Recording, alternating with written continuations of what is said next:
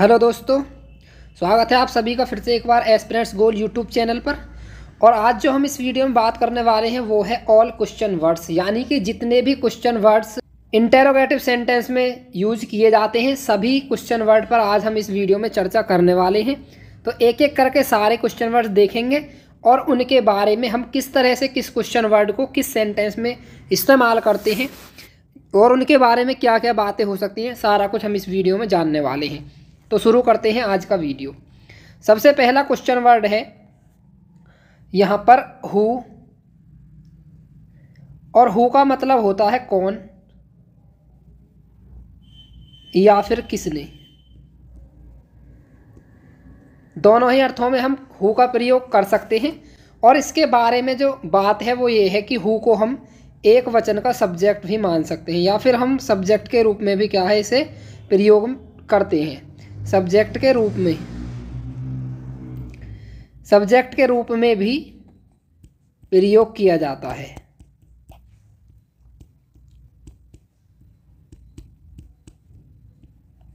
तो हु का जो प्रयोग है वो सब्जेक्ट के रूप में भी होता है, लेकिन ये एक क्वेश्चन वर्ड है। जब हम इसका यूज करेंगे तो सेंटेंस के लास्ट में हमें क्वेश्चन मार्क लगाना ही होगा। अब यहाँ पर हमने जो बात की है सब्जेक्ट के रूप में प्रयोग होता है, इसका क्या अर्थ है ये जान लेते हैं। जब हम हु वाले वाक्यों की एक्टिव से पैसिव वॉइस बना रहे होते हैं तो वहाँ पर हम बाय हुम का प्रयोग करते हैं, बाय प्लस हुम का प्रयोग करते हैं, और हुम होता है हु का ऑब्जेक्टिव रूप। तो जब हम पैसिव वॉइस बना रहे होते हैं तो वहाँ पर हमें नियम पढ़ाया जाता है कि सब्जेक्ट का ऑब्जेक्ट बना देते हैं।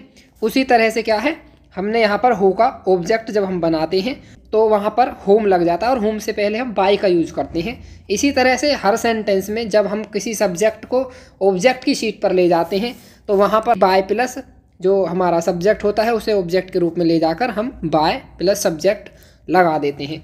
इसी तरह से हम हु का यूज भी करते हैं। नेक्स्ट क्वेश्चन वर्ड देखते हैं। अगला क्वेश्चन वर्ड है हुम, और हुम का मतलब होता है किसे या किसको, किसे या किसको। ये जैसे कि हम कोई अगर सेंटेंस के हिसाब से देखें तो तुमने पुस्तक किसे दी या फिर तुमने पुस्तक किसको दी, इस तरह से सेंटेंस हो सकता है। तो हुम का मतलब होता है किसे या किसको। उसके बाद अगला जो क्वेश्चन वर्ड है वो है हुज, और हुज का मतलब होता है किसका या किसकी या फिर किसके। तीनों में से कोई भी यूज किया जा सकता है, जैसे किसका भाई, किसकी पुस्तक, किसके पिताजी, इस तरह से हम यूज कर सकते हैं हुज का। उसके बाद आता है विच, WHICH, और इसका मतलब होता है कौन सा या कौन सी या फिर कौन से। इस तरह से हम कौन सा, कौन सी, कौन से विच के लिए यूज करते हैं। उसके बाद आता है क्वेश्चन वर्ड व्हाट।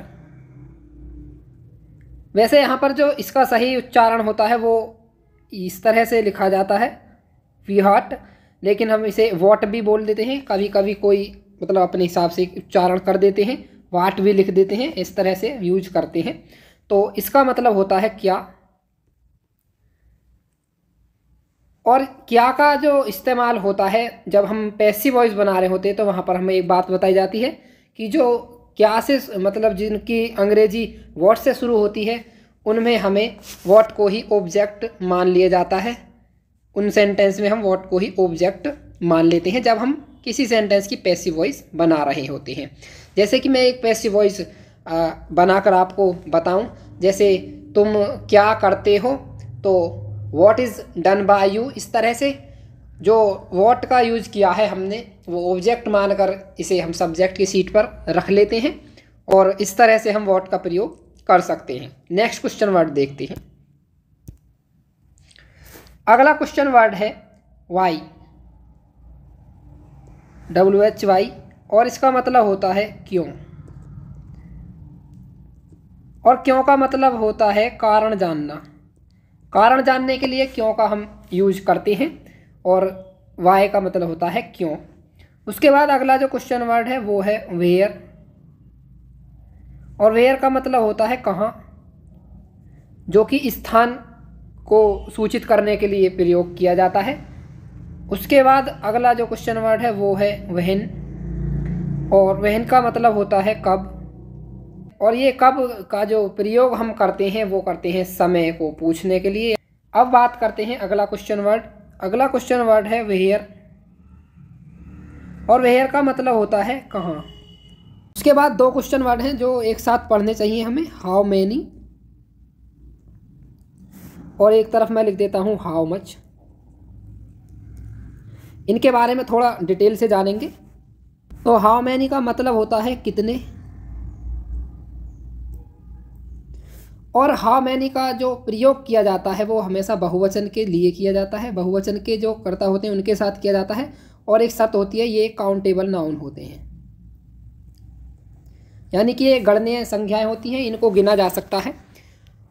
दूसरी तरफ है हाउ मच। हाउ मच का मतलब होता है कितना या कितनी या कितने। ये हम तीन अर्थों में हाउ मच का प्रयोग करते हैं, और हाउ मच का जो प्रयोग होता है वो एक वचन के कर्ताओं के साथ होता है, और एक वचन में अनकाउंटेबल नाउन के लिए इसको हम यूज करते हैं। एक वचन में अनकाउंटेबल नाउन के साथ हम हाउ मच का यूज करते हैं, जैसे कितना दूध, कितनी चीनी, कितने गेहूँ, इस तरह के जो शब्द होंगे। यानी कि यहाँ पर कह सकते हैं कि हाउ मच का प्रयोग उनके साथ किया जाता है जिन्हें हम गिन नहीं सकते, या तो तोल सकते हैं या फिर माप सकते हैं, और हाउ मैनी का प्रयोग हम करते हैं उनके साथ जिन्हें हम गिन सकते हैं और जिन्हें हम तोल नहीं सकते या फिर माप नहीं सकते, उनके लिए हम हाउ मैनी का यूज करते हैं। अगले क्वेश्चन वर्ड पर विचार करते हैं। अगला क्वेश्चन वर्ड है सिंस व्हेन, और सिंस व्हेन का मतलब होता है कब से, कब से या फिर कितनी देर से,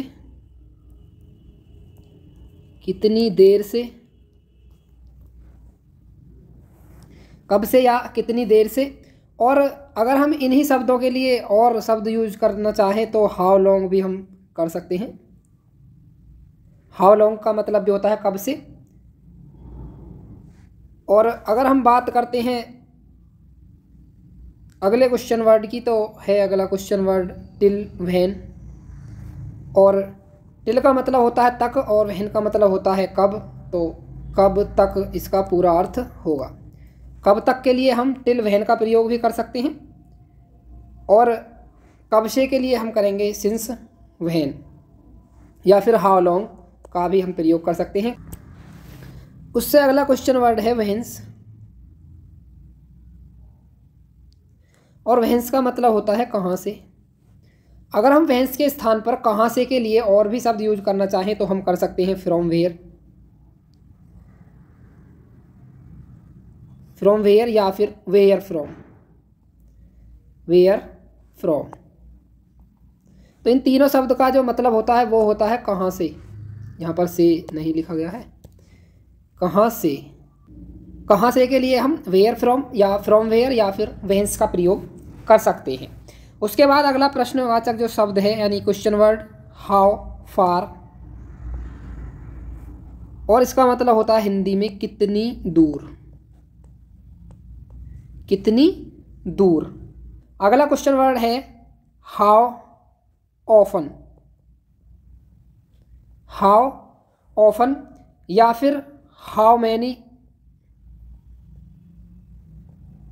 हाउ मैनी टाइम्स,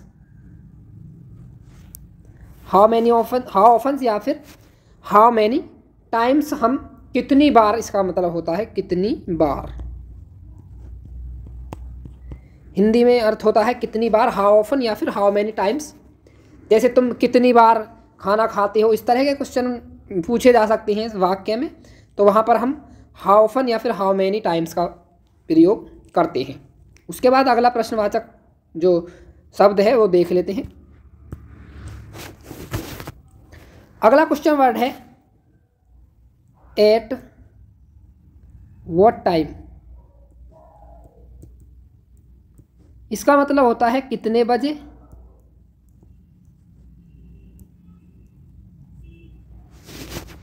या फिर किस समय। जैसे तुम आगरा से किस समय आ जाओगे या फिर कितने बजे आओगे, इस तरह के प्रश्न अगर हैं वाक्य में तो आप वहाँ पर एट व्हाट टाइम या फिर ऐसा कुछ है कि किस समय, तो भी आप व्हाट टाइम यानी एट व्हाट टाइम का प्रयोग कर सकते हैं। उसके बाद जो अगला क्वेश्चन वर्ड है वो है एट व्हाट प्लेस। इसका मतलब होता है किस जगह पर या फिर किस स्थान पर भी हो सकता है, दोनों में से कोई भी आप लगा सकते हैं। अगला क्वेश्चन वर्ड है what kind of. What kind of का मतलब होता है किस तरह का, किस तरह का या फिर किस प्रकार का भी हो सकता है। व्हाट काइंड ऑफ ना करके हम व्हाट टाइप ऑफ भी कर सकते हैं। व्हाट टाइप ऑफ के लिए भी किस तरह का या फिर किस प्रकार का ही यूज किया जाता है। यानी किस प्रकार का या किस तरह का अगर शब्द है सेंटेंस में तो आप व्हाट टाइप ऑफ या फिर व्हाट काइंड ऑफ यूज कर सकते हैं। अगला जो क्वेश्चन वर्ड है वो है हाउ। हाउ का मतलब होता है कैसे या फिर किस प्रकार, कैसे या किस प्रकार, तो दोनों ही शब्दों के लिए हम हाउ का प्रयोग कर सकते हैं। इतने ही क्वेश्चन वर्ड होते हैं जिनका हम इस्तेमाल करते हैं इंटरोगेटिव सेंटेंस बनाने के लिए। इन्हें बताना इसलिए ज़रूरी था क्योंकि इनका ही यूज होता है 12 के 12 टेंस में, सभी क्वेश्चन वर्ड का यूज किया जाता है। तो अलग अलग ना बता के एक बार में ही सारे क्वेश्चन वर्ड ख़त्म कर लिए हैं।